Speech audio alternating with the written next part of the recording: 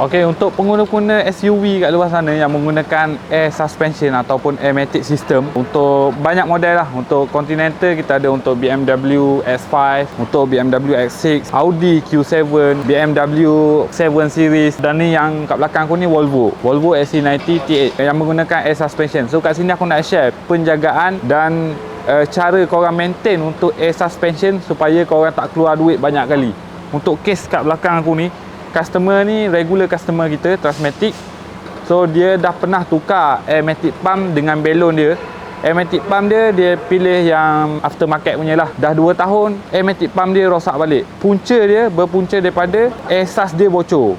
So bila sistem absorber ataupun belon tak kisahlah, ataupun absorber depan tu bocor, bila dia start, kereta dia akan naik balik. Kebanyakan customer tak tahu efek bila dia still lagi bawa macam tu. Untuk dekat dengan aku ni ada sebiji airmatic pump lah.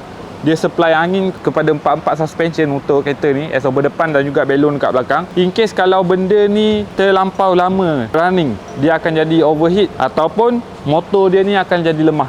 So bila sampai masa dia akan running, pump tu akan jalan tapi angin dia tak kuat, kereta tak akan naik. So side effect dia bila korang tak repair ataupun tak tukar part daripada absorber korang yang bocor tu, lama kelamaan dia akan rosakkan motor air compressor ni. Daripada korang repair 1-2 tempat bocor, korang terpaksa keluar duit lebih untuk tukar lagi sekali korang punya airmatic pump. So untuk pengguna-pengguna Continental kat luar sana yang ada masalah dengan air suspension korang, bawa datang ke bengkel dulu untuk buat checking dan solve problem supaya tak keluarkan kos yang lebih tinggi. Untuk korang yang berada di sekitar Lembah Kelang, nak check ataupun nak repair kereta konti korang, boleh datang ke Transmatic Automotive section 15 Shah Alam. Kita buka daripada hari Sabtu hingga hari Khamis. Sebarang pertanyaan boleh klik link di bio.